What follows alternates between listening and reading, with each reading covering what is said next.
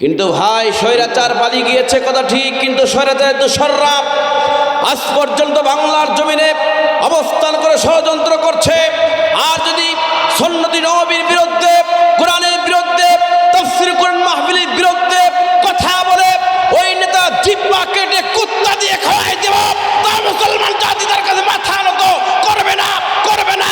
কাকা যাচ্ছে হাত আল্লাহকে দেখায়া দাও।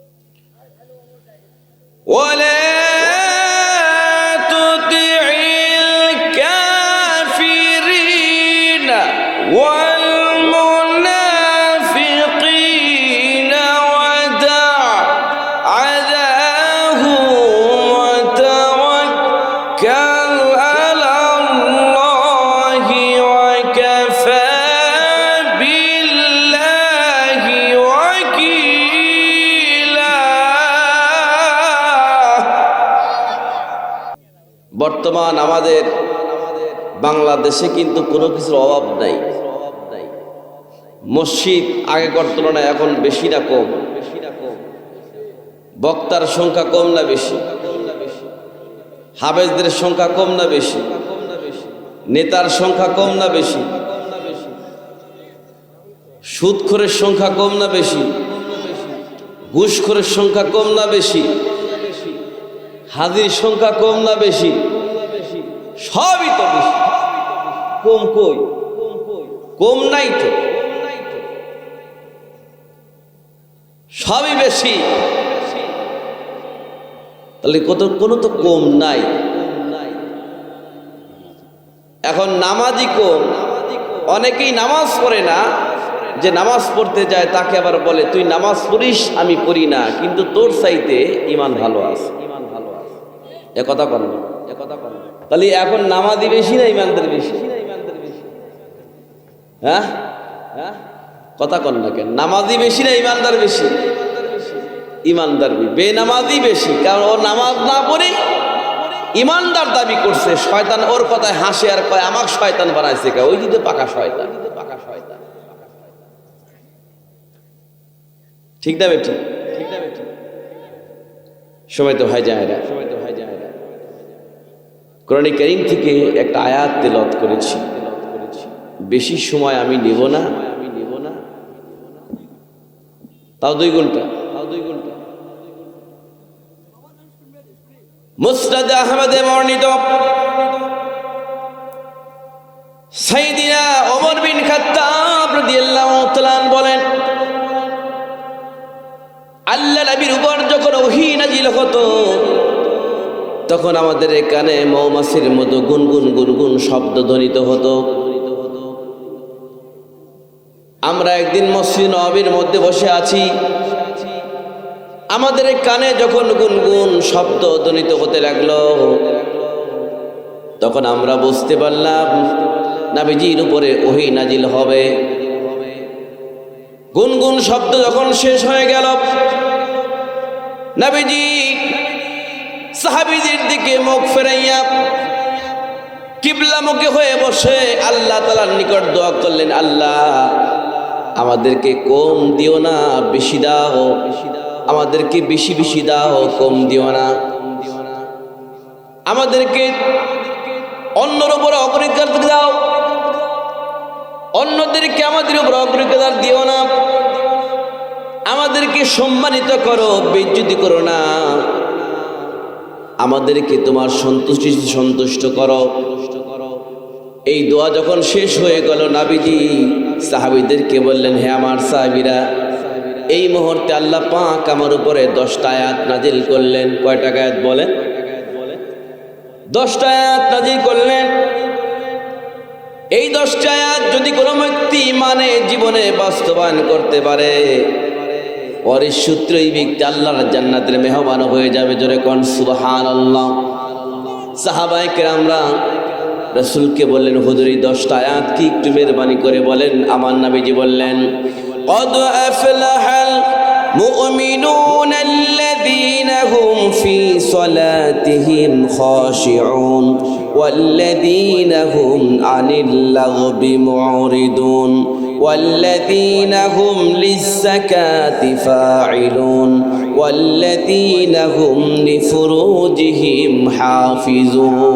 حافظون إلا على أزواجهم أو ما ملكت أيمانهم فإنهم غير ملومين فمن ابتغى وراء ذلك فأولئك هم العادون والذين هم لأماناتهم وعهدهم راعون والذين هم على صلاتهم يحافظون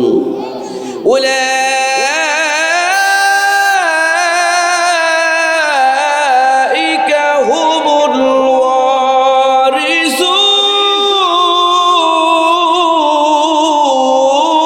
الوارثون الذين يرثون الفردوس هم فيها خالدون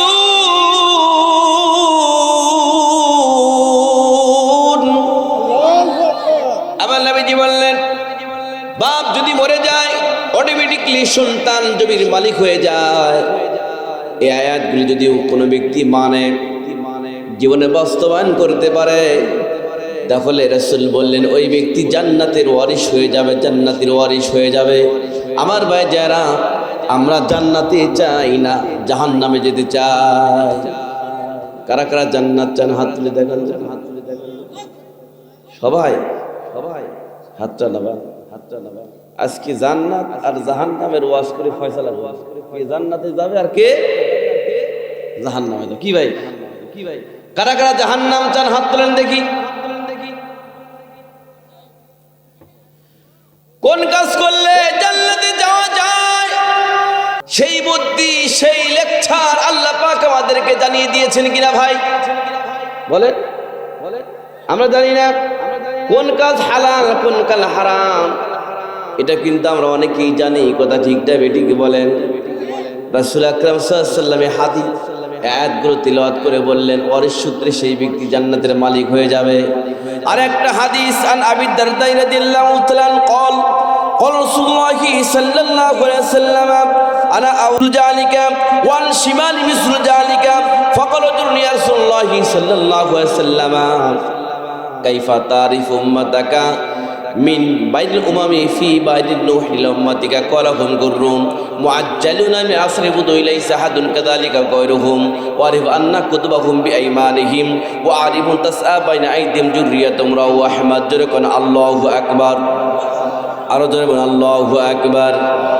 আমার নবীজি বলেছেন কিয়ামতের ময়দানে আল্লাহ পাক সর্বপ্রথম আমাকে সিজদা দিতে বলবেন, আমি সিজদায় পড়ে যাব। আমাকে সর্বপ্রথম সিজদা থেকে মাথা উঠাতে বলবে, আমি সিজদা থেকে মাথা উঠাবো। নবীজি বলেছেন আমি সিজদা থেকে মাথা উঠাইয়া সামনের দিকে তাকাবো, পিছন দিকে তাকাবো, ডান দিকে তাকাবো, বাম দিকে তাকাবো। আমার নজর যত দূর পর্যন্ত যাবে, এই নজরের মধ্যে যতগুলি আমার উম্মত উম্মতি থাকবে, সমস্ত উম্মত উম্মতিদেরকে আমি নবী চিনতে পারবো। ডান দিক বাম দিক 50,000 বছরের রাস্তার সমান, গাছগাছালি কিছু নাই। রাসূল বলছেন যতদূর নজর যাবে, এই নজরের মধ্যে যতগুলি আমার উম্মত উম্মতি থাকবে, সমস্ত উম্মত উম্মতিদেরকে আমি নবী চিনতে পারবো। সুবহানাল্লাহ বলে, আর একটু আস্তে কোন সুবহানাল্লাহ। আপনার ঘুম ধরতেছে নাকি? হ্যাঁ, একটু হু হা বলেন, ঘুম ধরতেছে?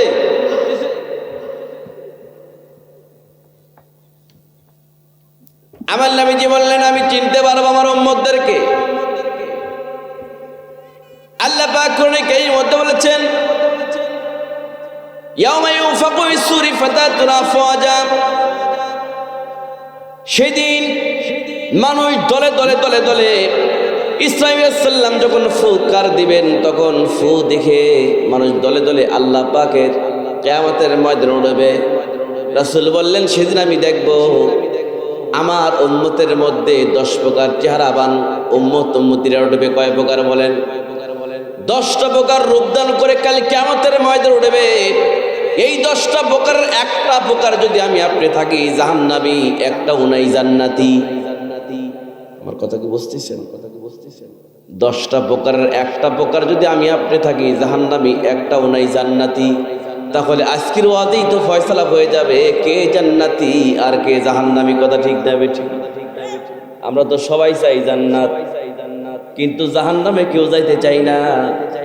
আজকের এই আলোচনা শুনলে কে জান্নাতি আর কে জাহান্নামীটা ফয়সালা হয়ে যাবে। এই 10টা রূপদান করে যারা উঠবে তারা কালে কিয়ামতের ময়দানে, তারাই কাল কিয়ামতের ময়দানে আল্লাহ পাকের এই 10টা প্রকার রূপ ধারণ করে যারাই উঠবে তারাই জাহান্নামে চলে যাবে, একটাও নাই জান্নাতে চলে যাবে।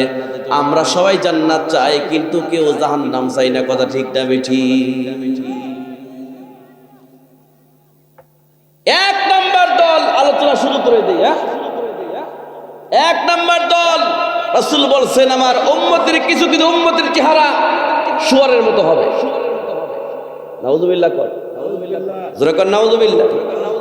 খুব খেয়াল করবেন, অনেক কষ্ট শোনে, বক্তা বেশি, শ্রোতা বেশি, মসজিদ বেশি, হাজি বেশি, গাজী বেশি, সব বেশি, তারপরেও বাংলার জমিনে কেন ইসলামের রাজ কায়েম হয় না?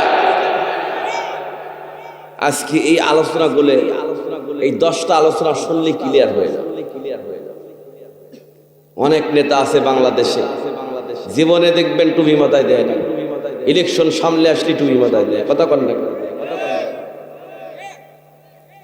আমাদের এইদিকে, আপনাদের এইদিকে দেয় না, কিন্তু আমাদের ওইদিকে দেয়। ইসলামের দোহাই দিয়া ক্ষমতায় আসে, ইসলাম ওলাদেরকে পিটায়। আমরা দেখেছি মাথায় পুট্টি বেঁধে, টুপলি বেঁধে ইসলামে চলে আসছে। 50টি বছর তাফসীর করেছেন আল্লামা দেলোয়ার হোসেন সাঈদী রাহমাতুল্লাহ আলাইহি, তাকে তাফসীর করতে দেয় নাই। তিনি বলেছিলেন এমন একটা টাইম চলে আসবে পালানোর জন্য ঈদের গর্ত পর্যন্ত খুঁজে বাবারা। এমন একটা টাইম চলে আসবে, এমন ধাক্কা মারবে দিল্লিতে যা পড়বা তার কথা অক্ষরে অক্ষরে পালন হয়েছে। কথা ঠিক না বেঠিক বলে? ধরে আল্লাহ ধরে না, ধরলে আল্লাহ। হ্যাঁ কথা কন, ধরে আল্লাহ ধরে না, ধরলে আল্লাহ। কিন্তু ভাই স্বৈরাচার পালিয়ে গিয়েছে, কথা ঠিক, কিন্তু স্বৈরাচারের দোসররা আজ পর্যন্ত বাংলার জমিনে অবস্থান করে ষড়যন্ত্র করছে। আর যদি সুন্নতি নবীর বিরুদ্ধে, কোরআনের বিরুদ্ধে, তাফসীর কোরআন মাহফিলের বিরুদ্ধে কথা বলে ওই নেতা জিহ্বা কেটে কুত্তা দিয়ে খাওয়াই দেব, তা মুসলমান জাতি তার কাছে মাথা নত করবে না, করবে না। কাকা দিয়েছে হাত আল্লাহকে দেখায়া দাও।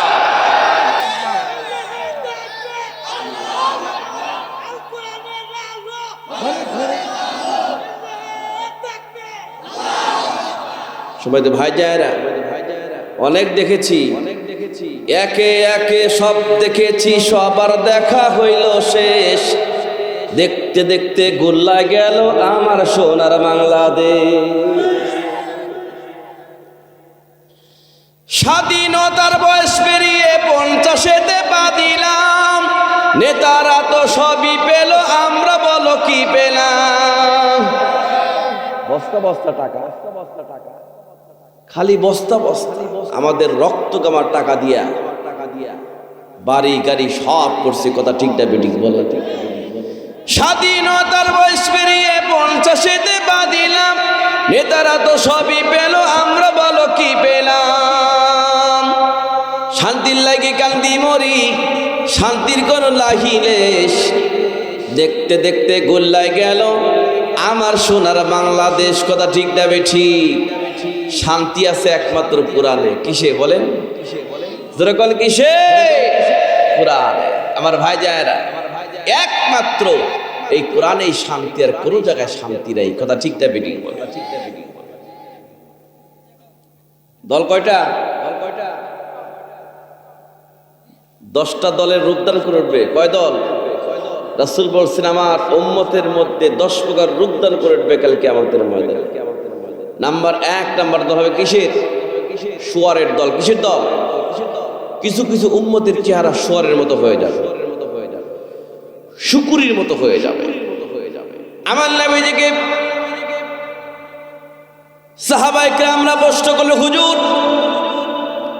আপনার কিছু কিছু উম্মতের চেহারা শুয়ারের মতো হয়ে যাবে, এরা কারা হবে, কেন হবে, কিসের জন্য একটু মেহরবানি করে বলেন, আমরা শুনব।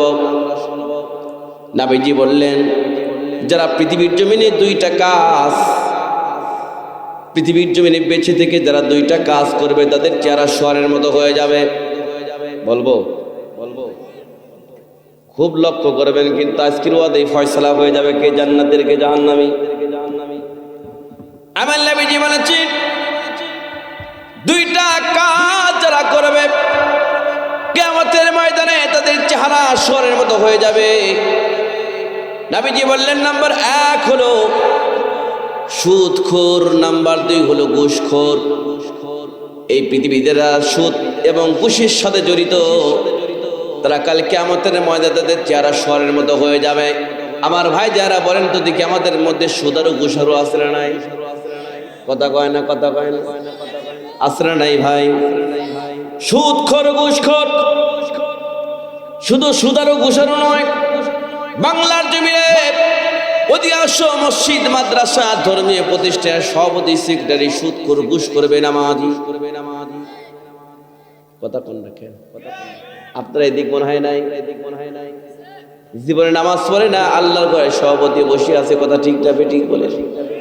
পৃথিবীতে যত ব্যবসা আছে সব ব্যবসার লাভ লস আছে, কিন্তু সুদের ব্যবসার কোনো লাভ কিন্তু লস নাই। ঠিক না বেঠিক? একটা ব্যবসার কোনো লস নাই, সেটা কিসের ব্যবসা? সুদের ব্যবসা। আমার ভাই যারা, আমার নবীজি বলেছেন যারা সুদারু গোসারু, এই বাংলার জমিনে সুদখোর আছে, ঘুষখোর আছে, আছে না নাই? আমার নবীজি বলেছেন ইউশিকু আয়াতাল্লাযী জামানুন লা ইয়াবকা মিনাল ইসলামি ইল্লা ইসমুহু ওয়া লা ইয়াবকা মিনাল কুরআনি ইল্লা রাসূহু মাসাজিদুহু মামিরাতুন ইয়াখরাবু মিনাল হুদা উলামাউহুম শাররুম মান তাদমিস সামাই মিন ইনদিহিম তাখরুজুল ফিতনাতু ওয়া ফীহিম তাউদরুল বাইহাকি ফি শুআবিল ঈমান। নবী আমার বলেছেন আখিরি জামানায় তোমরা 4টা জিনিস দেখতে পারবা। নাম্বার 1 হলো ইসলাম মানুষের মুখে মুখে থাকবে, কিন্তু ইসলামের নিয়ম নীতি সমাজ থেকে উঠে যাবে। ইসলামে সুদ খাওয়া হারাম, সুদ খাবে, ঘুষ খাওয়া হারাম, ঘুষ খাবে। নামাজ পড়তে হবে, নামাজ বাদ দিয়ে ঘুরে বেড়াবে। এই কথা কন না কে? আর আমরা স্লোগান দিই আল কোরআনের আলো করে করে জ্বলো, নিজের ঘরে জ্বলাতে পারে নাই, নিজের অন্তরের মধ্যে জ্বলাতে পারে নাই। কথা ঠিক না বেঠিক বলে?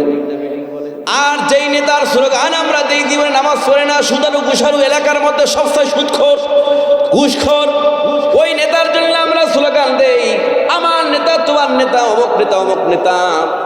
অমুক নেতার চরিত্র ফুলের মতো পবিত্র, ডিমের কুসুমের মতো পবিত্র, নামাজ পড়ে না, একক তো গরু চুরিতে পাকা ভক্ত। কথা কন না কেন? সম্মানিত ভাই যারা, আমরা কেমন মুসলমান, আমরা কেমন মুসলমান? রাসূল আকরাম সাল্লাল্লাহু আলাইহি ওয়াসাল্লাম বলেছেন যে আখিরি জামানায় ইসলাম মানুষের মুখে মুখে থাকবে, কিন্তু সমাজ থেকে ইসলাম উঠে যাবে, রাষ্ট্র থেকে ইসলাম উঠে যাবে, ইসলামের রাজ কায়েম করতে যাবে না। ইসলামের রাজ কায়েম করতে যারাই চাবে তাদের বিরুদ্ধে রেড অ্যালার্ট জারি করবে, রেড অ্যালার্ট জারি করবে, তাদের কথা বলতে দেবে না, তাদের মাহফিলে বাধা প্রদান করবে। ওয়ালা ইয়াবকা মিনাল কুরআনি ইল্লা রাসূহু। নাম্বার 2, কোরআনের অক্ষর ব্যতীত কিছুই বাকি থাকবে না। মানুষ বলবে আল কোরআনের আলো, ঘরে ঘরে জ্বলো, কিন্তু কোরআনের রাজ কায়েম করতে যাবে না, কোরআনের কথা বলতে যাবে না। কারণ কোরআনের বিরোধী যত আইন আছে সব আইন সমাজের মধ্যে প্রতিষ্ঠা করতে যাবে। কথা ঠিক যাবে ঠিক? নাম্বার 3, মাসাজিদ। মসজিদের বহু বচন মাসাজিদ। মাসাজিদুহুম আমিরাতুন ওয়া হিয়া খারাবু মিনাল হুদা। মসজিদগুলো হবে দাগ যুবক করলো, ওয়া হিয়া খারাবু মিনাল হুদা, কিন্তু তা হেদায়েত শূন্য হবে।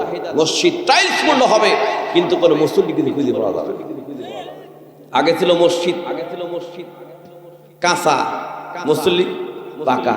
এখন মসজিদ পাকা, মুসল্লি কাঁচা। ঠিক না বেঠিক? সর্বশেষ 4 নম্বর রাসূল বলেছেন উলামা। আলেমের বহু বছর উলামা শাররুম মান তাদিমিস সামাই মিন ইনদিহিম তাখরুজুল ফিতনাতু আফিম তাউদরাফুল বাইহাকি ফি শুআবিল ঈমান। নবী আমার বলেছেন আখির জামানায় এমন এমন আলেমদের আবির্ভাব হবে, এই আলেমরা এমন এমন কথা তোমাদের সামনে বলবে, এই কথা শুনে তোমাদের ঈমানকে শেষ হয়ে যাবে। ইদিল্লুনাকুম, তোমাদের পথভ্রষ্ট করবে। কথা বলার সাথে সাথে ঈমান শেষ। রাসূল আকরাম সাল্লাল্লাহু আলাইহি ওয়াসাল্লাম বলেছেন ওই আলেমের নিকট থেকে মিন ইনদিহিম তাখরুজুল ফিতনা, দিন সংক্রান্ত ফিতনা বের হবে।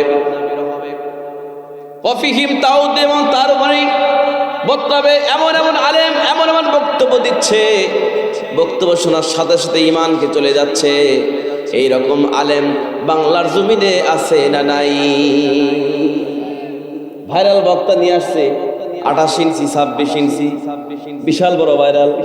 1 লক্ষ 2 লক্ষ টাকাতে হাদিয়া, 80,000 টাকা স্টেজে ওঠার আগে নিয়ে নিচ্ছে। কিন্তু দেখবেন ওই ব্যক্তি স্টেজে ওঠার পরে কোরআনের কোনো কথা নাই, হাদিসের কোনো কথা নাই, গান মান দিয়ে বিভিন্ন গান দিয়ে হাসি রহস্য করে স্টেজ থেকে নেমে চলে যাচ্ছে। কথা ঠিক না বেটিকে বলেন? কোনো হেদায়েতের কথা নাই। আমার ভাইজানেরা, মাসাজিদুহুম আমিরাতুন ইয়াখরাবু মিন হুদা উলামাউহুম শাররুম মান তাদিমিস সামাই। এখন আলেমও বেশি, বক্তাও বেশি, শ্রোতাও বেশি, তারপরে বাংলার জমিনে ইসলামের আইন কেন আইন পাশ হচ্ছে না? কথা হচ্ছে একটাই, সেটা হলো লিমা তাকুলনা মা লা তাফরুন, তুমি যেটা করো না সেটা বলো না, যা বলছে শিনো যায়, তার মধ্যে আমল নাই। কথা ঠিক না বেঠি? শাহজালাল ইয়ামিনী তাকবীর দিয়েছেন, সিলেটের শাহজালাল ইয়ামিনী রাহমাতুল্লাহ তাকবীর দিয়েছেন, গৌর গোবিন্দের বিল্ডিং থেকে ইট খসে পড়ে গেছে। আর আমরা তাকবীর দিয়ে মার খাই। তার মানে ওটাও তাকবীর, এটাও তাকবীর।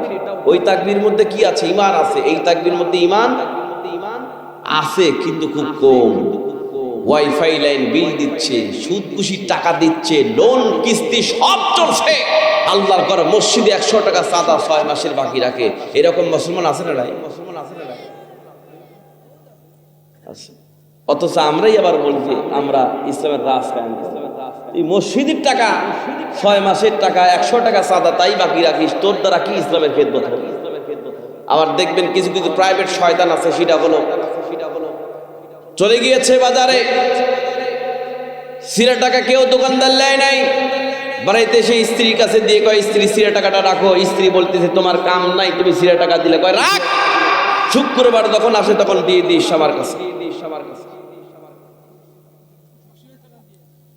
শুক্রবার যখন আসে তখন মসজিদের মধ্যে ঢুকে 2 রাকাত নামাজ পড়ানো, তখন কোটা যায়, পকেট থেকে সিরা টাকা বাহির করিয়া কোটার মধ্যে দিয়ে কয় আল্লাহ কোন জায়গায় চালাই ফেললেন না, তুমি চালাবে না। যে কেশিয়ার তার কাছে খবর নিয়ে দেখেন সিরা টাকা পায় কি। লোন কিস্তি সব দিচ্ছে আল্লাহর ঘর, মসজিদের জন্য চাঁদা 100 টাকা চাঁদা বাকি আছে না নাই? সুদে ঘুষে জীবনে গেল করে দুর্নীতি, এমন লোক হয় যদি মসজিদের সভাপতি।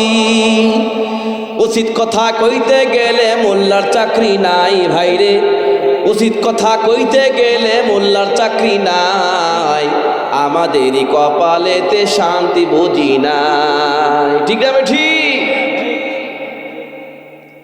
5 ওয়াক্ত নামাজ পড়ে কপালে তারা দাগ, মক্কাতে যায় নামের আগে লাগায় হাজি সাপ।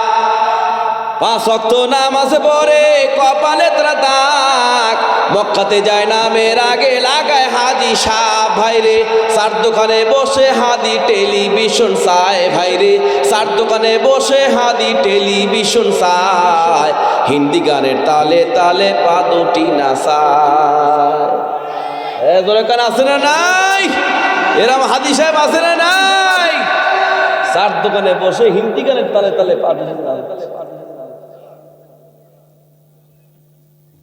রাগ করতেছে আমার ভাইজান। নাম্বার 1 হলো শুয়োরের দল এরা কারা হবে পৃথিবীর জমিনে যারা সুদ ঘুষের সাথে জড়িত। সুদ ঘুষ দেওয়া নেওয়া হারাম হারাম হারাম, এটা করা যাবে না। এদের চেহারা শুয়োরের মতো হয়ে যাবে। এইবার চলে আসেন 10টা দল। নাম্বার 1 নাম্বার বলছি, আরো কয় নাম্বার বাকি আছে? কয় নাম্বার? 9 নাম্বার। 9টা কি সোনার দরজা আছে? কি আছে? কাদের কাদের নাই হাত তোলেন দেখি।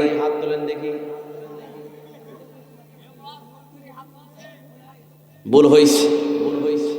এইবার চলে আসেন নাম্বার 2। কয় নাম্বার বলেন? 2 নাম্বার দল হবে উল্টামুখী মানুষের দল। আমার নবীজিকে জিজ্ঞাসা করা হলো, হুজুর আপনার উম্মত উম্মতিরা, কিছু কিছু উম্মত উম্মতিরা 2 নাম্বার দল হবে উল্টামুখী মানুষের দল।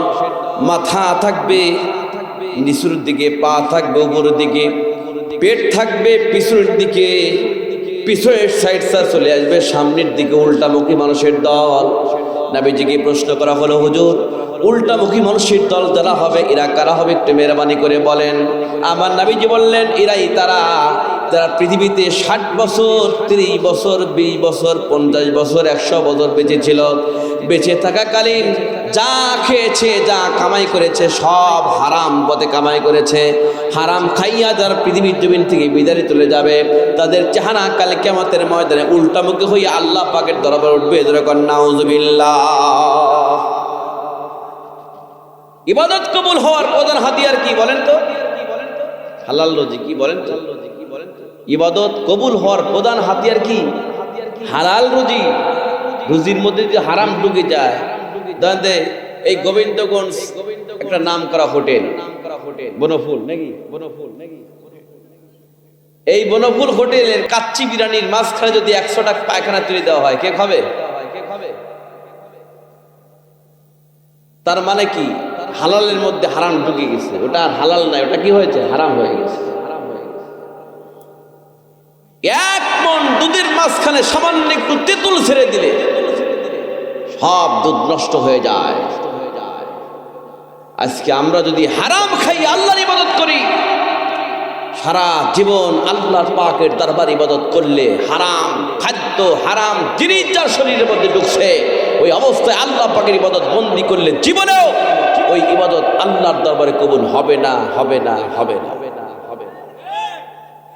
ইবাদত কবুল হওয়ার প্রধান শর্ত হচ্ছে হালাল। গোবিন্দগঞ্জ থেকে যদি একটা প্লাটিনা যদি একটা গাড়ি কিনি, ডিসকভার গাড়ি যদি আমরা কিনি, পালসার গাড়ি যদি কিনি, তাহলে শোরুম থেকে বলে দেয় যে হুজুর আপনি ফুটপাতের দোকান থেকে তেল তুলবেন না। ইঞ্জিন যদি ভালো রাখতে চান, পাম্পের থেকে টাঙ্কি ভরে তেল তুলবেন, কারণ ফুটপাতের তেলের মধ্যে ভেজাল থাকে। ভেজাল তেল যদি হুন্ডার মধ্যে ঢুকান, ইঞ্জিন ডিস্টার্ব দিতে পারে, কাশবে, এক কি স্টার্ট নিবে না। আমার ভাই জানেরা, ফুটপাতের তেল যদি হুন্ডার মধ্যে ঢুকালে হুন্ডা এক স্টার্ট না নেয়। হুন্ডার ইঞ্জিল তো কি ইঞ্জিল, তার সাথে কোটি কোটি দামি ইঞ্জিল। এই কলিজার মধ্যে দিয়ে হারাম খাদ্য যায়, সুদ ঘুষের খাদ্য যায়। হাজার ইবাদত বন্দি করলে আল্লাহর দরবারে ইবাদত কবুল হবে না, হবে না, হবে না। আমি কিন্তু বেশি ব্যাখ্যা করবো না, যত অনেক রাত হয়ে গেছে, বেশি ব্যাখ্যা করতেছি। 2 নাম্বার দল চলে গেল। আজকের ওয়াদেই ফয়সালা হয়ে যাবে কে জান্নাতে আর কে জাহান্নামে। দেখি তো এই দলের মধ্যে আমরা আছি কিনা। আজকে যদি থাকি, এখান থেকে আমরা তওবা করে চলে যাব। জীবনে এইরকম কাজ আর আমরা করবো না, ইনশাআল্লাহ। কয়টা বললাম? 2টা। কয়টা? আর বাকি আছে কয়টা? 8টা। খুব লক্ষ্য করবেন। এইবার কয় নাম্বার? 3 নাম্বার। আমার বন্ধুগণ, 3 নাম্বার দল হলো হাত পা কাটা মানুষের দল। এই হাত কাটা পা গুলো অর্ধেক করে কেটে প্রত্যেকটা অঙ্গ অর্ধেক করে কেটে আল্লাহ পাকের দরবারে অর্ধেক অঙ্গগুলো কেটে আল্লাহ পাকের দরবারে হাত পা কাটা মানুষের দল উঠবে। 3 নাম্বার দল। নবীজিকে প্রশ্ন করা হলো, হুজুর যাদের হাত পা কেটে কিয়ামতের ময়দানে কিছু কিছু উম্মতদেরকে ওঠানো হবে, এরা কারা হবে, একটু মেহরবানি করে বলেন। আমার নবীজি বললেন, হলো তারা যে সকল সন্তানরা এই হাত দ্বারা মাকে ধরে মেরেছে, এই হাত দ্বারা বাপকে ধরে মেরেছে। আমার বন্ধুগণ, অধিকাংশ পরিবারে এখন ছেলে বাপের সঙ্গে ভালো রিলেশন নাই। নতুন বউ পাইয়া মা বাপকে বলে গিয়েছে, বউয়ের কথা মতো মাকে ধরে মারে, বাপকে ধরে মারে, এইরকম সন্তান আছে না নাই? এ কথা পান না কেন? কথা পান? ঘুম ধরতেছে নাকি আপনাদের? যে সকল সন্তানরা বাপকে ধরে মারবে, মাকে ধরে মারবে, এইরকম সন্তান পৃথিবীর জমিন থেকে যখন বিদায় নিয়ে চলে যায়, মাকে ধরে মেরেছে, বাপকে ধরে মেরেছে, তাদের হাত পা অর্ধেক করে কেটে কেটে আল্লাহ পাকের দরবারে উপস্থিত করা হবে। আমার ভাই যায় না, বাংলার জমিনে একটা ঘটনা ঘটেছিল, যেটা পেপার পত্রিকায় দেওয়া হয়েছিল। বইয়ের কথা মতো মাকে ধরে মারছে, পাটা ভেঙে দিয়েছে। আশেপাশের লোকজন ঠেকাতে আসার জন্য, ক্লিনিকে যাওয়ার জন্য নিয়ে যাওয়ার চেষ্টা করেছে, কিন্তু ছেলে বলছে যেই আসবে তাকেই ধরে মারবো, যেই আসবে তাকেই মারবো। সুলতান মাকে মেরে এক পা ভেঙে দিয়া যখনই চাকরির জন্য চলে গেল বহু দূরে, 2 দিন পরে তার স্ত্রী ফোন দিয়েছে, স্বামী গো তাড়াতাড়ি করে বাড়িতে চলে আসো, আমাদের 4 বছরের সন্তান খুব অসুস্থ, শিশু সন্তান অসুস্থ, দ্রুত গতিতে চলে আসো। স্ত্রীর কথা শুনিয়া ফোন পাইয়া দ্রুত গতিতে বাড়িতে ঢুকলো। রাত 3টার সময় যখন বাড়িতে ঢুকেছে, রাত 3টার সময় বাড়ির মধ্যে ঢুকে দেখে তার স্ত্রী তার 4 বছরের সেই সন্তান কোলের মধ্যে করে নিয়া মাথায় পানি ঢালছে, গামছা ভিজে ভিজে কপালের উপর দিচ্ছে, স্ত্রীর চোখ দিয়ে পানি দা দা করে পড়ছে। এই অবস্থা দেখি সুলতান মনে মনে চিন্তা করলো, হায় সর্বনাশ, আমি কি ভুল করেছি?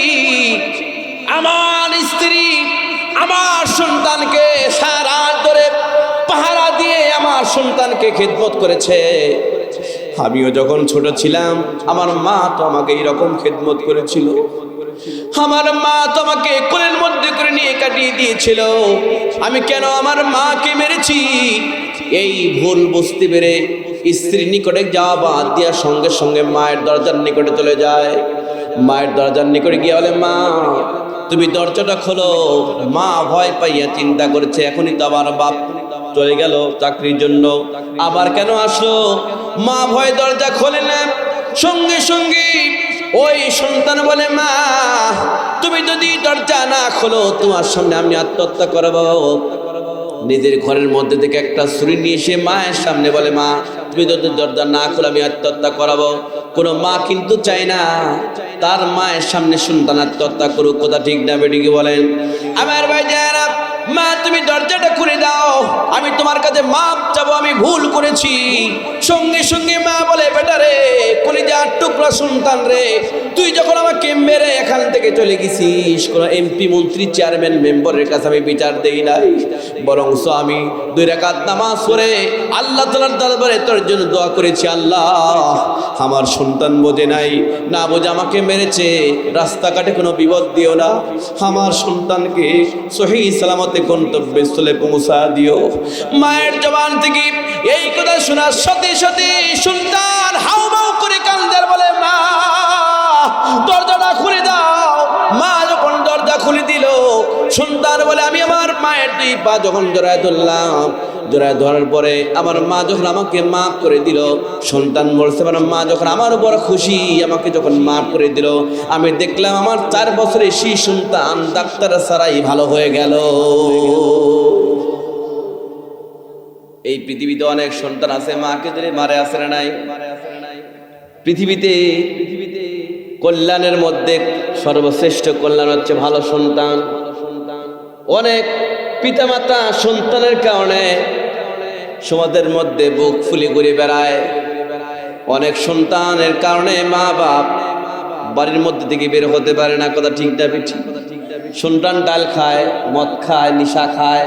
দেখবেন অনেক সন্তান নিশা খায়া মস্তিষ্ক ঠিক নাই, রাস্তা দিয়ে ঘুরে বেড়ায়, রাস্তার গাছের সাথে ডিপ লাগিয়ে কয় বাই সাইড দিয়ে, রাস্তার সাথে গাছের সাথে ডিপ লাগিয়ে বাই সাইড দিয়ে, বাড়িতে যায় বউকে বলে মা কেমন আছিস, নাউজুবিল্লাহ। তার মস্তিষ্ক একটু ঠিক নাই, কথা ঠিক না বেঠিক? সময় তো ভাই যায় না। আমাদের আব্বা আম্মা তার পৃথিবীর জমিনে বেঁচে আছেন, তাদের খেদমতের দরকার আছে না নাই? যখন আছে না নাই? এই পৃথিবীতে অনেক সন্তান আছে যে সন্তান বইয়ের কথায় ওঠে আর বসে, বইয়ের কথায় মাকে ধরে মারে। এই ধরনের সন্তান আছে না নাই? এরা হচ্ছে 3 নম্বর দল। এদেরকে আল্লাহ পাক কাল কিয়ামতের ময়দানে হাত পা কেটে আল্লাহর বুজবিল্লাহ। পিতামাতা যাদের বেঁচে আছে খেদমত করবেন তো? কারা কারা খেদমত করবেন? হাত তুলে আল্লাহকে দেখান, আল্লাহকে দেখান। নারায়ে তাকবীর, নারায়ে তাকবীর। হাতটা ডাবান, খুব লক্ষ্য করবেন, খুব লক্ষ্য করবেন। আজকের ওয়াদেই ফয়সালা হয়ে যাবে কে জান্নাতের কে জাহান্নামের। কি মুনাজাত করে দেব? এইবার কয় নাম্বার?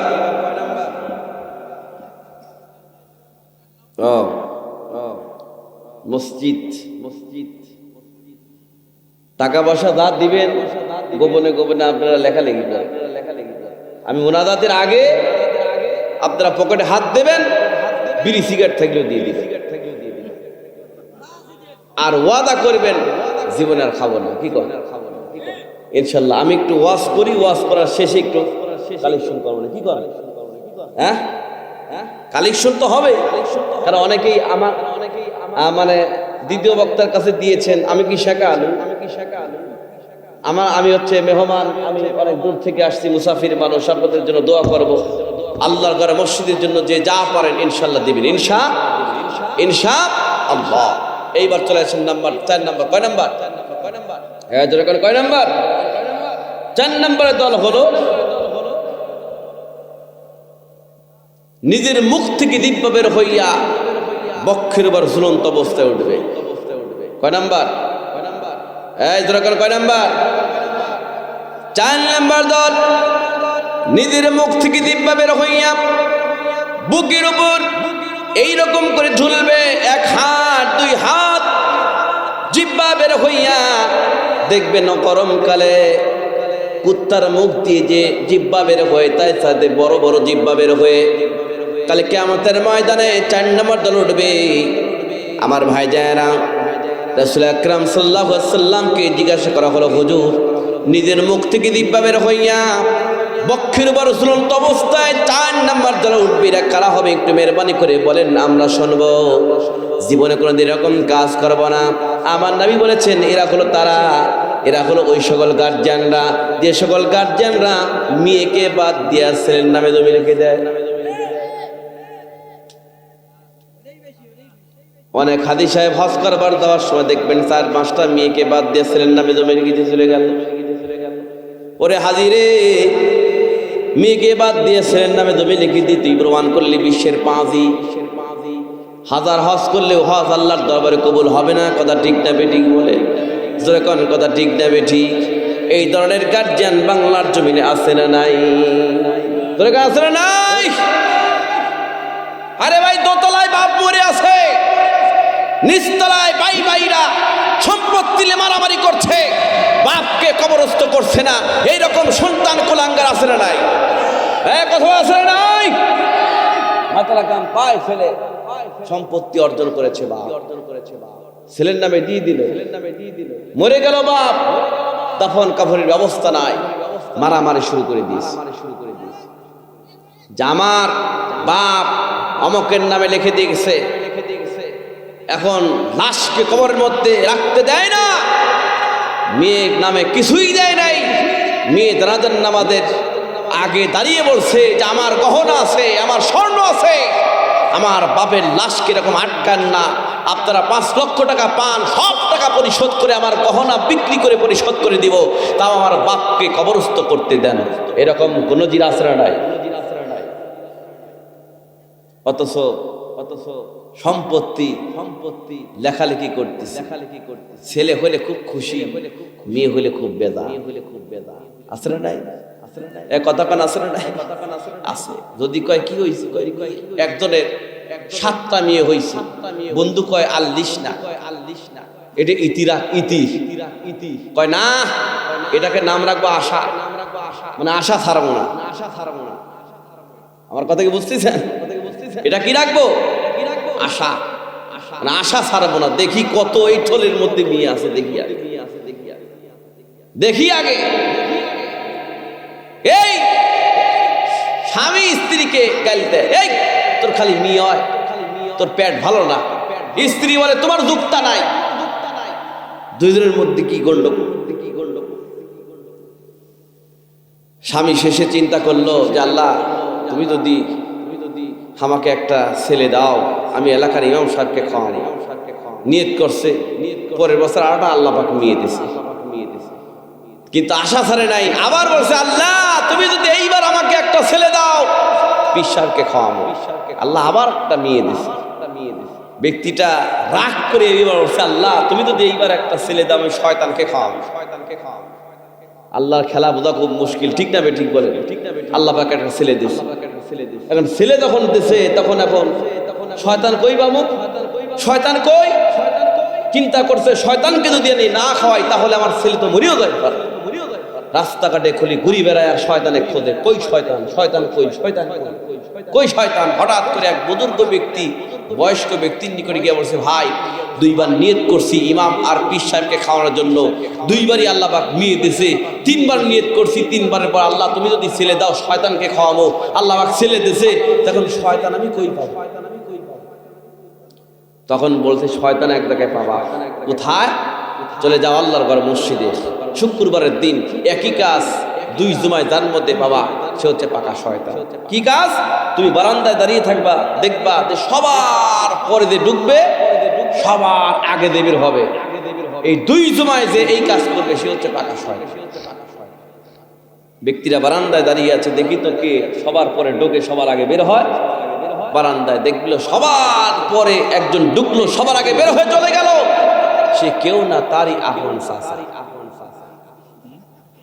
তারই আপন চাচা।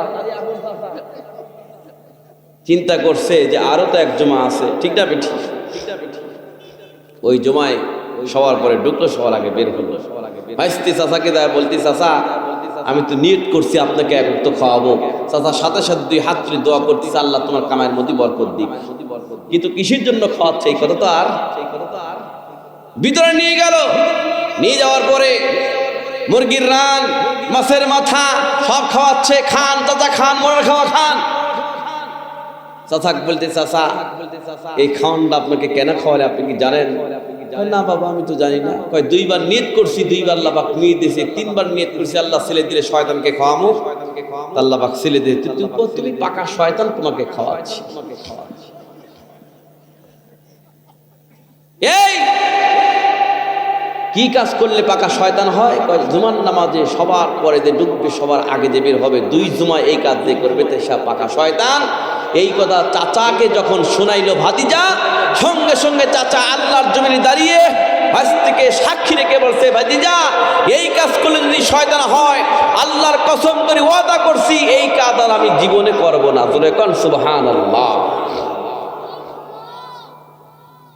ব্যক্তিটা ভালো হয়ে গেল। জোরে কোন সুবহানাল্লাহ। আমার ভাইজান, কোরআনে কারীমের মধ্যে আল্লাহ পাক বলেছেন ইয়া আইয়ুহাল্লাযীনা আমানু লা তুলহিকুম আমওয়ালুকুম ওয়ালা আওলাদুকুম আন যিকরিল্লাহ ওয়া মান ইয়াফআল যালিকা ফাউলাইকা হুমুল খাসিরুন। জোরে বলুন আল্লাহু আকবার। আল্লাহ পাক বলেন ইয়া আইয়ুহাল্লাযীনা আমানু, হে ইমানদাররা, লা তুলহিকুম তোমাদেরকে যেন গাফিল না রাখে, আমওয়ালুকুম তোমাদের সম্পদ সম্পত্তি, ওয়ালা আওলাদুকুম তোমাদের সন্তান সন্ততি, আন যিকরিল্লাহ আল্লাহর স্মরণ থেকে, ওমাইয়া ফাআল যালিকা এরূপ যারাই করবে, ফাউলাইকা হুমুল খাসিরুন তারাই ক্ষতিগ্রস্তের মধ্যে পড়ে যাবে। এই কথাটা কার? যখন কার? আল্লাহর। আমার ভাইজারা, 4 নম্বর হলো নিজের মুখ থেকে জিহ্বা বের হইয়া বক্ষের উপরে ঝুলন্ত অবস্থায় 4 নামাজ উঠবে। এরা হলো তারা ওই সকল গার্জিয়ানরা যারা মেয়েকে বাদ দিয়ে ছেলের নামে, ছেলেকে বাদ দিয়ে মেয়ের নামে জমি লিখে দিয়েছে। জমি লিখে দেওয়ার পর ওয়ারিসদেরকে যারা ফাঁকি দিয়েছে, এই সকল মানুষরা 1000 বার হজ করলেই ওই হজ আল্লাহর দরবারে কবুল হবে না। ওয়ারিসদেরকে যারা ফাঁকি দেয় তাদের জন্য আল্লাহ পাক একটা আলাদা জাহান্নাম রেডি করে রেখেছে। জোরে কর নাউযুবিল্লাহ। মুরাদ করে দেব।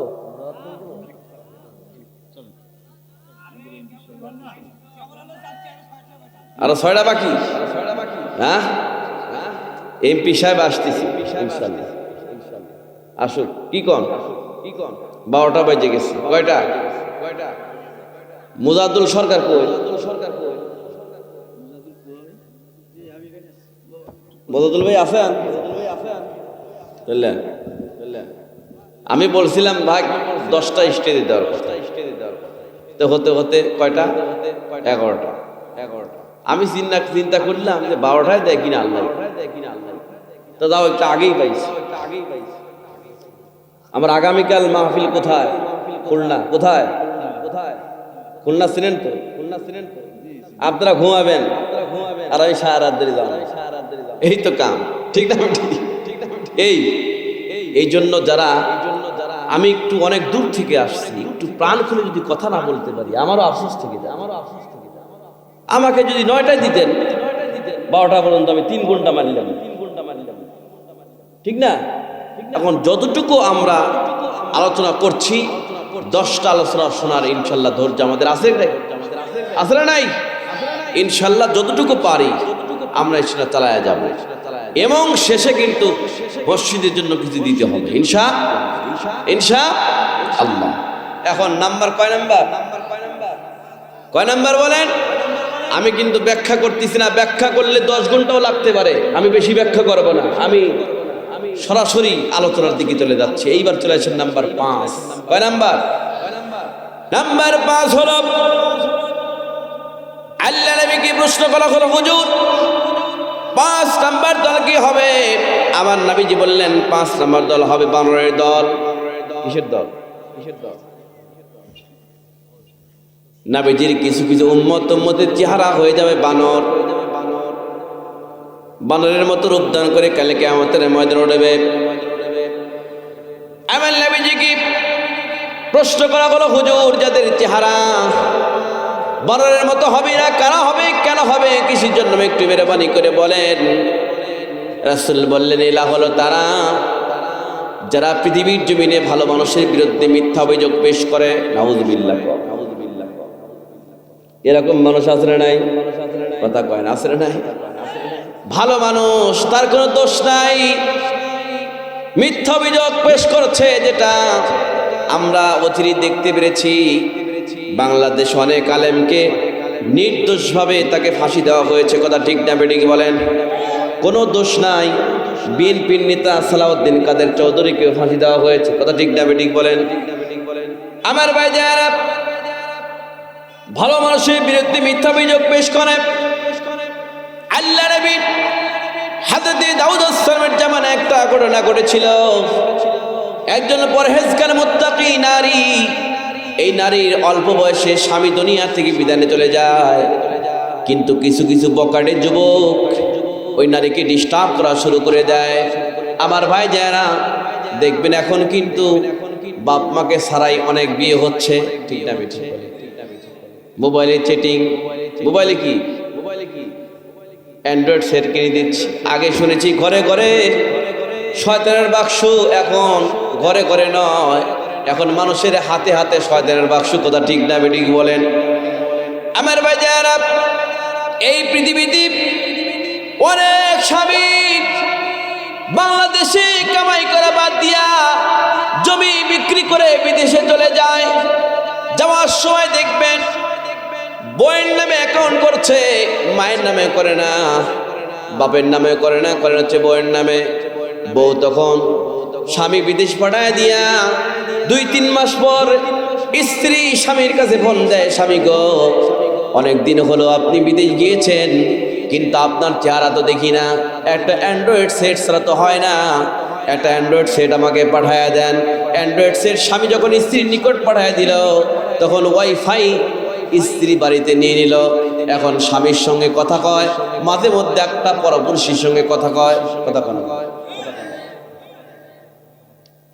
প্রতি মাসে মাসে স্বামী স্ত্রীর অ্যাকাউন্টে টাকা ঢোকায়। 5 বছর চলে গেল, স্বামী আসে না। স্ত্রী তার মায়ের নিকটে গিয়া বলে, মা আর তো ভালো লাগে না। মায়ের সাথে ঝগড়া লাগে, জামা তুই জামাই বাড়ি, আমি যাব না। দালান দেখা দিস বিয়া, খাগামা তুই দালান ধুইয়া, দালানেতে শুইলে আমার ঘুম ধরে না। জামা তুই জামাই বাড়ি, আমি যাব না। তোদের জামাই চাকরি করে মালয়েশিয়ার কোয়ালালামপুরে, মাসে মাসে চিঠি লেখে, বাড়িতে আসে না। জামা তুই জামাই বাড়ি, আমি যাব না। 10 বছর পর স্বামী এসে দেখে অ্যাকাউন্টে টাকাও নাই, বউ নাই। এ কথা কন না কেন? যার সাথে চ্যাটিং করছে, মোবাইলে কথা বলছে, তার সাথে চলে গেছে। কথা ঠিক না বেঠিক বলেন? এরকম বাংলাদেশের জমিনে আছে না নাই? কথা কন আছে না নাই? আমার ভাই যারা খুব লক্ষ্য করবেন, বকরি যুবক আল্লাহ নবী দাউদ সালামের জামানায় একজন নারী অল্প বয়সী যখন তার স্বামী দুনিয়া থেকে বিদায় চলে গেল, কিছু কিছু বকরি যুবক তাকে ডিস্টার্ব করা শুরু করে দেয়। এই যুবকের কবল থেকে রক্ষা পাওয়ার জন্য আল্লাহ খুব লক্ষ্য করবেন, যুবকদের কবল থেকে রক্ষা পাওয়ার জন্য কাজী সাহেবের কাছে গেছি বিচার চাওয়ার জন্য। কাজী সাহেব দেখছে এর চেহারা ভালো, কাজী সাহেব নিজেই প্রস্তাব দিয়েছে, আমি তোমাকে বিয়ে করবো। 2 নাম্বার কাজীর কাছে গেছে, 2 নাম্বার কাজী একই কথা বলছে। 3 নাম্বার কাজীর কাছে গিয়েছে, 3 নাম্বার কাজী বলে, শোনো, তুমি যদি আমাকে বিয়ে না করো তাহলে মাঝে মধ্যে আমার সঙ্গে কথা বলে, এটা আমার শান্তি। নাউযুবিল্লাহ। গ্রেট পার্সেন্ট লুচ্চা, ঠিক না বেঠিক বলেন? তখন ওই নারী কোনো ব্যক্তির নিকটে নয়, তাওয়াক্কালতু আল্লাহ, আল্লাহর উপর তাওয়াক্কুল করে যখন বাড়ির দিকে চলে যায়, দেখবেন আমাদের মানুষ, আমাদের বাংলাদেশের মানুষ বিপদে পড়লেই নেতার উপর তাওয়াক্কুল করে, ভরসা করে, ঠিক না বেঠিক? বলে আমার নেতা যতদিন পর্যন্ত বেঁচে আছে আমার কোনো টেনশন নাই। আবার আমাদের মধ্যে অনেক সামসিরা কিন্তু এই কথাও বলছিল, আমি যখন মরার সময় দেন আমার নেতার নাম নিয়ে মরতে পারি। নাউযুবিল্লাহ। বলে নাই? আমার বাজার ওয়ালা তুতিইল কাফিরিনা ওয়াল মুনাফিকিনা ওয়াদা আদাহু ওয়া তাওয়াক্কাল আলাল্লাহি ওয়া কাফা বিল্লাহি ওয়াকিলা। ওয়া তাওয়াক্কাল আল্লাহ, আল্লাহর উপর তাওয়াক্কুল করে ওই নারী বাড়ির দিকে চলে যায়। কিন্তু 3টা কাজী এই নারীর বিরুদ্ধে মিথ্যা অভিযোগ পেশ করেছে আল্লাহর পয়গম্বর দাউদ আসসালামের কাছে। আল্লাহর পয়গম্বর দাউদ আসসালামের কাছে গিয়ে বলে, হে আল্লাহ নবী, আপনার এলাকায় এমন একটা দুশ্চরিত্রা নারী বসবাস করেছে, আমরা 3 জন কাজী তাকে বিয়ের প্রস্তাব দিয়েছি কিন্তু বিয়ে করলো না। কিন্তু প্রত্যেক দিন রাত্রিতে এই নারী কুকুরের সাথে জিনা করছে। জোরে কর নাউযুবিল্লাহ। প্রত্যেক দিন কুকুরকে নিয়ে রাত্রি যাপন করে, প্রত্যেক দিন কুকুরকে নিয়ে শুয়ে থাকে, প্রত্যেক দিন কুকুরের সাথে জিনা করছে। এই কথা যখনই বলছে, আল্লাহর পয়গম্বর হযরত দাউদ আলাইহিস সালাম সৈন্যদেরকে বলে, সৈন্যরা আর দেরি করো না, তাড়াতাড়ি করে বুক পর্যন্ত গর্ত করো, নারীকে ধরে নিয়ে আসো, এমন বিচার করব যাতে করে মানুষ এইরকম কাজ করতে না পারে। আমার ভাই যারা খুব লক্ষ্য করবেন, সৈন্যরা চলে গেল নারীকে গ্রেফতার করবার জন্য। নারীকে যখন গ্রেফতার করবে, একটা মেয়ে আর একটা মেয়েকে বলা বলে শুরু করে দিল, হায় সর্বনাশ, এই নারী তো ভালো মানুষ, এর বিরুদ্ধে কোনো রিপোর্ট নাই। দেখবেন এই ফুটানি বাজার থেকে একটা নির্দোষ মানুষকে যদি পুলিশ প্রশাসন এসে ধরে, তাহলে গ্রামের সমস্ত মানুষ কিন্তু তার পক্ষে সুপারিশ করবে। কথা ঠিক না বেঠিক বলেন? আমার ভাই যারা ওই নারীকে ভাইকে যখন ধরে নিয়ে চলে যায়, সঙ্গে সঙ্গে একজন নারী অন্য নারীকে বলছে এই নারী তো ভালো মানুষ, এই বিরুদ্ধে করে রিপোর্ট নাই। এই কথা একজনের কানে চলে গেল, একজনের যুবকের কানে চলে গেল। এই যুবকটা হচ্ছেন হযরত দাউদ আলাইহিস পুত্র সুলাইমান। জোরে কোন আল্লাহু আকবার, আর জোরে বলেন আল্লাহু আকবার। সুলাইমান আলাইহিস সালামের কানে যখন চলে গেল, আল্লাহর পয়গম্বর দাউদ আলাইহিস সালামের নিকটে গিয়া সুলাইমান বলছে, আব্বা জান, এই বিচারটা আপনি না করে একটু আমাকে উঠায় দেন, আমি নিজেই বিচারটা করবো। কয় ঠিক আছে, তোমাকে বিচারের অনুমতি দিয়ে দিলাম, তুমি বিচার করো। আমার ভাই যায় না, মানুষ ওখানে জড়ো হয়ে গেল, বিচার করবে। তিনজন কাজীকে আলাদা আলাদাভাবে বন্দী করা হলো। তিনজন কাজীর মধ্যে এক নম্বর কাজীকে ডেকে নিয়ে এসে আল্লাহর পয়গম্বর সুলাইমান সাল্লাম বলছে, হে কাজী, তুই যে বলছিস সেই নারী কুকুরকে নিয়ে রাত্রি যাপন করছে, কুকুরের সাথে জিনা করছে, তুই বল তো দেখি কুকুরটার রং কেমন ছিল? প্রথম নম্বর কুকুর বলে, প্রথম নাম্বার কাজী বলে কুকুরের রংটা কালো ছিল। কি বলে? কালো ছিল। আলাদা বন্দি করা হলো, কারোর সাথে কারোর দেখা নাই। দুই নাম্বার কাজীকে ডেকে নিয়ে এসে বলে, কাজী রে তুই বল দি কুকুরের রংটা কেমন ছিল? কয় সবুজ ছিল। মিল আছে। নাম্বার তিন নাম্বার কাজী বলে কুকুরে, এই কাজী, তুই যে বলছিস সেই নারী কুকুরের সাথে জিনা করেছে, বলতো দেখি কুকুর রংটা কেমন ছিল? তিন নাম্বার কাজী বলে লাল ছিল। তিনজন তিন রকমের রং বলেছে। আল্লাহর পয়গম্বর দাউদ আলাইহিস সালামের কাছে গিয়ে বলছে, আব্বা জান, এই তিনজন কাজী এই নেককার পরহেজগার মুত্তাকি নারীর বিরুদ্ধে মিথ্যা অভিযোগ পেশ করেছে, তার প্রমাণ হলো তিনজন তিন রকমের রং বলেছে। আল্লাহর পয়গম্বর দাউদ আলাইহিস সালাম বলছেন, আর দেরি করো না, ওই নারীকে গর্তের মধ্যে থেকে উঠাও, এই চারজন কাজীকে গর্তের মধ্যে নামাইয়া জীবন্ত হত্যা করে ফেলা। যার পক্ষে কেউ নাই তার পক্ষে কে আছে? যেরকম কে আছে? আমার ভাই যারা নাম্বার 5 নাম্বার হলো যারা ভালো মানুষের বিরুদ্ধে মিথ্যা অভিযোগ পেশ করে, তারা কাল কিয়ামতের ময়দানে বরের মতো রূপদান করে উঠবে। কথা ঠিক না বেঠি? কয় নাম্বার দল হলো? এইবার চলে আসেন নাম্বার 6। কয় নাম্বার বলেন? 6 নাম্বার দল হলো বুবা বদ্রির দল। বুবা বধি, কথা বলতে পারবে না, বুবা।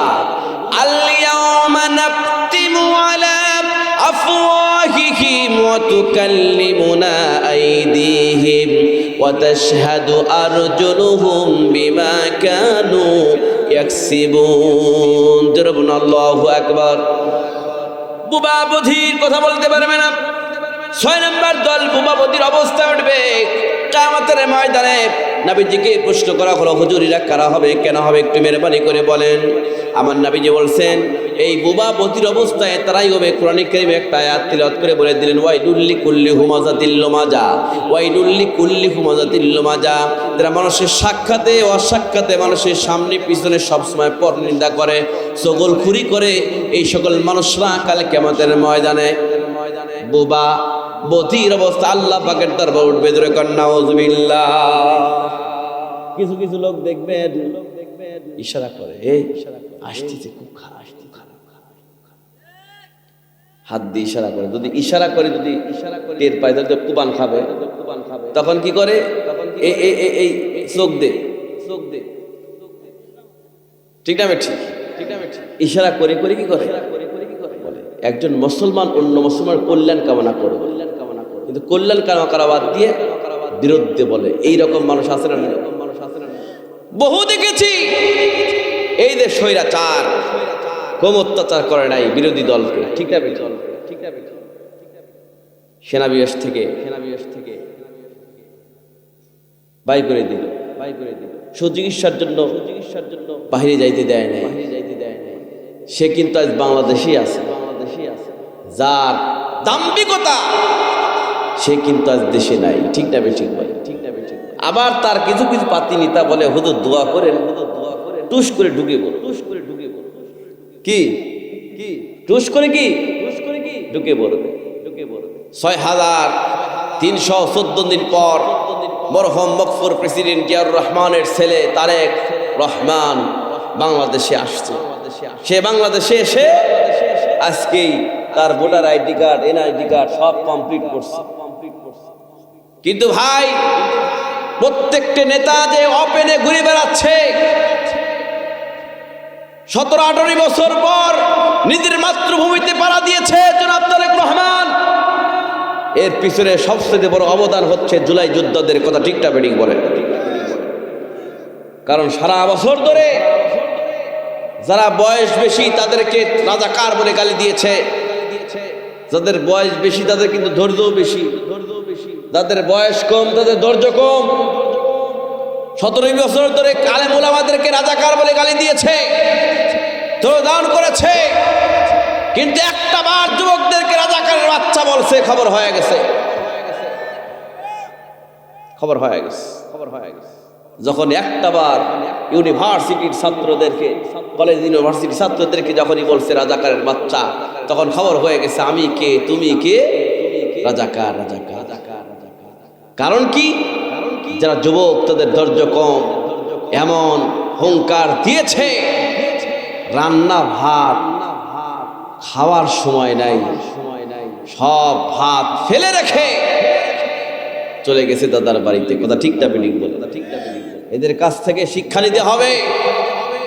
এই নেতারা যদি আবার স্বৈরাচারের মতো উদ্যান করে, স্বৈরাচার তো পালিয়ে ভারতে গিয়েছে, এর চাইতে উদ্যান করলে পরে স্বৈরাচার পালিয়ে ভারতে অবস্থান করছে, ও তো পালানোর জন্য কোনো দেশও খুঁজে পাওয়া যাবে না। কথা ঠিক না বেটি বলে?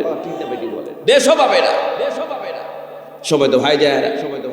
লক্ষ্য করেন, ভালো মানুষের বিরুদ্ধে মিথ্যা অভিযোগ পেশ করার মতো মানুষ বাংলার জমিনে আসরে নাই। আমরা একজন মুসলমান অন্য মুসলমানের কল্যাণ কামনা করি। নবীজি যখন একজন ব্যক্তি জানাজার নামাজ পড়বার জন্য খাটটির বরাবর, মুখটা বরাবর দাঁড়াইছে, হঠাৎ করে দেখে তাহার রাখাল কাফানো, তার কাফনের কাফন লড়ালড়ি করছে। নবী আমার বলছেন, ব্যক্তির জিন্দা হলো কিনা, কাফনের কাপড় লড়ে কেন, কাফনের কাপড় কেন লড়ে, ব্যক্তির জিন্দা হলো। এখন থেকে না, ব্যক্তিরা জিন্দা নয়, তার কাফনের মধ্যে একটা জীবন্ত সাপ ঢুকে, ও তাকুলুহু ওয়া লাহমুহু, তার গোশত সিরি সিরি ভক্ষণ করছে। জোরে কর নাউযুবিল্লাহ। আর কথাকে বুঝছেন? আমার বাজারা, এই কাপড়ের মধ্যে সাপটা বাহির করার জন্য নবীজির সাহাবী হযরত আবু বকর সিদ্দিক রাদিয়াল্লাহু তাআলা সামনের দিকে যখন অগ্রসর হয়, কাপড়ের মধ্যে থেকে সাপটা আল্লাহ বাহির করিয়া বলছে, ইয়া আবু বকর লাইসা লি জামবুন, তুমি কেন আমার দিকে আসছো? তুমি কি মনে করছো আমি একা একা এমনি কাপড়ের মধ্যে আসছি? আমার কোনো দোষ নাই, আমি একা একা আসি নাই, স্বয়ং আল্লাহ পাক আমাকে এখানে পাঠিয়ে দিয়েছেন। ইলা ইয়াউমাল কিয়ামা, কিয়ামত পর্যন্ত তার সিরি গোশত খাওয়ার জন্য। দরকার নাউযুবিল্লাহ। আমার বন্ধুগণ, হযরত আবু বকর সিদ্দিক রাদিয়াল্লাহু তাআলা সাপটাকে উদ্দেশ্য করে বলছে, হে সাপ, এই ব্যক্তির জন্য আল্লাহ পাক এত রাগ কেন, এত গুসা কেন? কিয়ামত পর্যন্ত সিরি গোশত কেন খাবে? এত রাগ এই ব্যক্তির মধ্যে কেন? তখন সাপটার জবানকে আল্লাহ পাক খুলে দিয়েছেন এবং বলছেন, আমি এর সিরি গোশত কিয়ামত পর্যন্ত খাবো। এর মধ্যে 3টা বদ অভ্যাস আছে। কয়টা? এই 3টা বদ অভ্যাস থাকার কারণে আমি ইলা ইয়াউমাল কিয়ামা, কিয়ামত পর্যন্ত তার সিরি গোশত খাবো। আমার নবীজির সাহাবী হযরত আবু বকর সিদ্দিক রাদিয়াল্লাহু তাআলা বলেন, এই 3টা বদ অভ্যাস কি একটু মেহরবানি করে বলো, আমাদের শোনার প্রয়োজন আছে নাই? কথা বলা আছে নাই? নাম্বার 1 হলো তারিকুস সালাত। আমার নবীজি হাদিসে বলেছেন, তারিকুস সালাত নাম্বার 1, তারিকুস সালাত, যেই ব্যক্তি ইসরাকিতবাদের নামাজ ত্যাগ করে। আমার ভাই যায় না, আইয়ুল আমাল ইয়াহাব্বিল্লাহি তাআলা, আল্লাহর তাআলার কাছে সবচেয়ে প্রিয় কাজ কোনটি? রাসূল বললেন, ক্বালা সালাতুল ওয়াক্তিয়া, সময় মতো নামাজ পড়া। নাম্বার 1 হলো তারিকুস সালাত, সেই ব্যক্তি নামাজ পড়ে না। নামাজের জন্য যখন দাঁড়িয়ে, নামাজের জন্য যখন তাকে ডাকা হয়, তখন বলে আমার কাপড় ঠিক নাই। কথা কন নাকি? আসলে নাই। নাম্বার 1 হলো তারিকুস সালাত, নামাজ পড়ে না। নাম্বার 2 মানুষ যাকাত, যাকাতকে ইনকার করে, যাকাত দেয় না, যাকাত আদায় করে না। এই মুসলমান জাতি ধনী ব্যক্তিরা যদি ঠিক মতো যাকাত আদায় করত, মুসলমানদের মধ্যে ভিক্ষুক খুঁজে পাওয়া যাইত না। আজকে দেখেন অন্যান্য জাতির তুলনায় মুসলমানদের মধ্যে ভিক্ষুক বেশি। কথা কন না কেন? অনেক বড় লোক বাড়িতে দেখবেন ফকির অত্যাচারে গেটের সাথে লেখে রাখে কুকুর হইতে সাবধান। কথা ফকির আসি জ্বালাই দেয়, কি করবে? কুকুর হইতে সাবধান। যার কারণেই তো এখন মানুষের চাইতে কুকুরের দাম বেশি। পাবনাতে 6টা কুকুরের বাচ্চা মারছে এক অফিসারের বউ, তার জেল হয়ে গেছে। অথচ শরীফ ওসমান হাদিকে মারা হলো।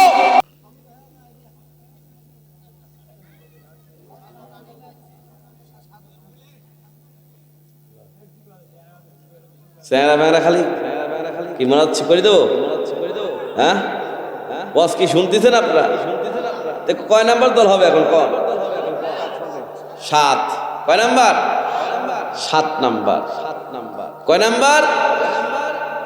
7 নাম্বার। খুব লক্ষ্য করবেন, নাম্বার 7। 7 নাম্বার দল হবে। সুরে ঝুলন্ত অবস্থায় একদল মানুষকে কাল কিয়ামতের ময়দানে উপস্থিত করা হবে, অর্থাৎ ফাঁসি দিয়া,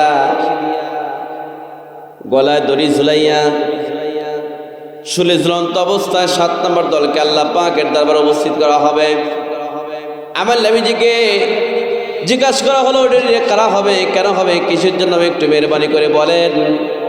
নবী বললেন, এরা হলো তারা যারা বিচারক হইয়া ন্যায় বিচার করে না। নাউযুবিল্লাহ। বিচারকের আসনে বসিয়া ন্যায় বিচার করে না, এইরকম বিচারক বাংলার জমিনে আসরে নাই। এই কথা কোন আসরে নাই? আমার ভাইজানেরা, যদি ফোন দেয় পুলিশ আসামি ধরছি, তখন আর একটা ফোন দেয় এটা আমার দলের লোক, তাড়াতাড়ি ছেড়ে দেয়। কয় স্যার অস্ত্র সহকারে ধরছি, কয় অস্ত্র শুদ্ধই ছাড়িয়ে দে। ঠিক না বেঠি? যারা বিচারকের আসনে বসিয়া ন্যায় বিচার করবে না, কাল কিয়ামতের ময়দানে এদেরকে শুলে ঝুলন্ত অবস্থায় আল্লাহ পাকের দরবারে উঠবে। আমার ভাই যারা ন্যায় বিচার করার দরকার আছে না নাই? যখন আছে না নাই, এই ন্যায় বিচার কারা করবে? যাদের মধ্যে কোরআনের জ্ঞান আছে। কথা ঠিক না বেটি কি বলেন? প্রেসিডেন্ট ওমর বিন খাত্তাব রাদিয়াল্লাহু তাআলা তিনি একজন বিচার করাবার জন্য, প্রজাদের খবর নেওয়ার জন্য রাত 2টার সময় যখন চলে গেল, রাত 2টার সময় প্রজাদের খোঁজ খবর নিয়ে এসে যখন বাড়ির মধ্যে ঢুকবে, হঠাৎ করে দেখে তার দরজার ওখানে একটা টুপলার নিচ দিয়ে তাকায় দেখে টুপলার নিচ দিয়ে টপ টপ টপ টপ করে রক্ত পড়ছে। খলিফাতুল মুসলিমিন ওমর বিন খাত্তাব রাদিয়াল্লাহু তাআলা বলেন, আমি যখন টুপলার নিকটে গিয়া গিট্টিটা যখন খুললাম, দেখি এই টুপলার মধ্যে একটা সদ্যপ্রাপ্ত শিশু সন্তানকে কে বা কারা 7 টুকরা করে আমার দরজার সামনে রেখে দিয়েছে। আমার বন্ধুগণ, একটা শিশু সন্তানের 7 টুকরা করা দেখে কিংকর্তব্য বিভোর হয়ে পড়লেন। তার প্রশাসনকে ডেকে বলছে, তাড়াতাড়ি করে আসামিকে খুঁজে বাহির করো, আমি বিচার করব। আমি যদি বিচার করতে না পারি, কিয়ামতের ময়দানে আল্লাহর কাঠগড়ায় আমাকে দাঁড়াতে হবে। 3 দিন চলে যাচ্ছে কিন্তু কোন আসামিকে খুঁজে পায় না।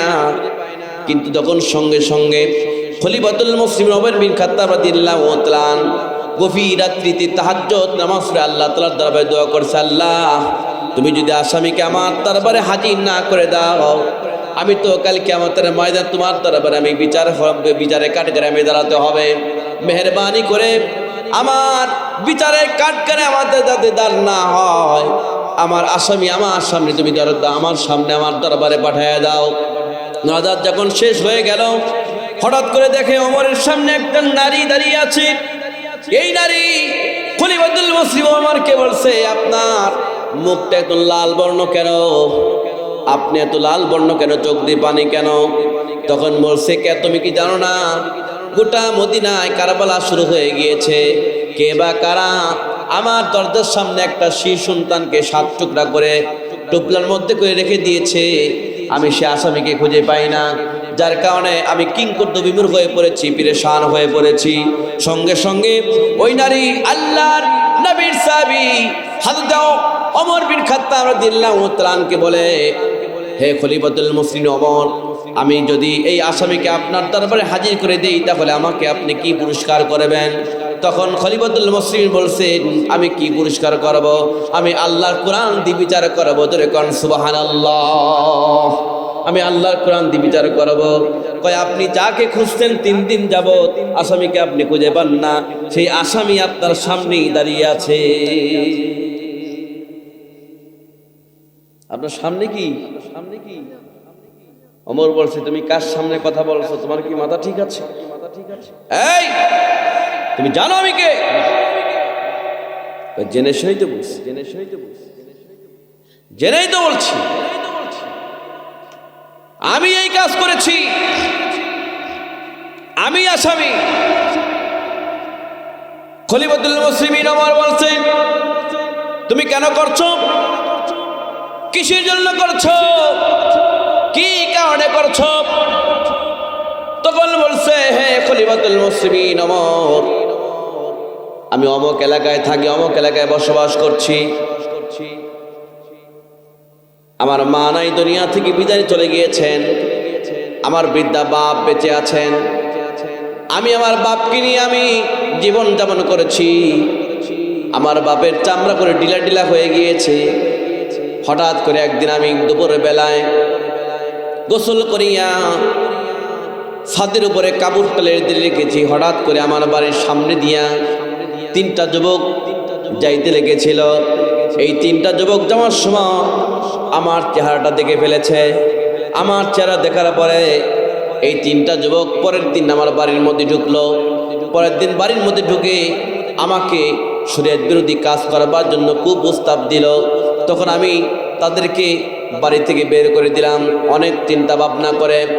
হে খলিফাতুল মুসলিমিন ওমর, আমার দ্বিতীয় দিন আমার বাড়ির মধ্যে ঢুকার পরে আমার সারা দিন অলংকার আমার সতীত্ব নষ্ট করবার জন্য চেষ্টা করলো। আমি হাজার চেষ্টা করে যুবকদের কবল থেকে রক্ষা পাইলাম, কিন্তু 3 দিন পর এই 3টা যুবক আমার বাড়ির মধ্যে ঢুকে আমার বৃদ্ধা বাপকে রশি দিয়া, আমার বাড়ির মধ্যে রশি দিয়া, সুন্দর করে রশি দিয়া আমার বাপকে গাছের সাথে বেঁধে এই 3টা যুবক আমার সারা জীবন অলংকার, আমার সতীত্ব, এই 3টা যুবক আমার শেষ করে দিল। সারা জীবন অলংকার সতীত্ব আমাকে নষ্ট করে দিয়ে আমাকে দর্শন করে এই 3টা যুবক আমার বাড়ি থেকে বিদায় নিয়ে চলে গেল। আমি কার কাছে বিচার দিব? কাকে বলবো? আমি কার কাছে যাব? কার ধারে যাব? আমি এখন আল্লাহর কাছে বিচার দিয়ে আমার বাড়িতে অবস্থান করলাম।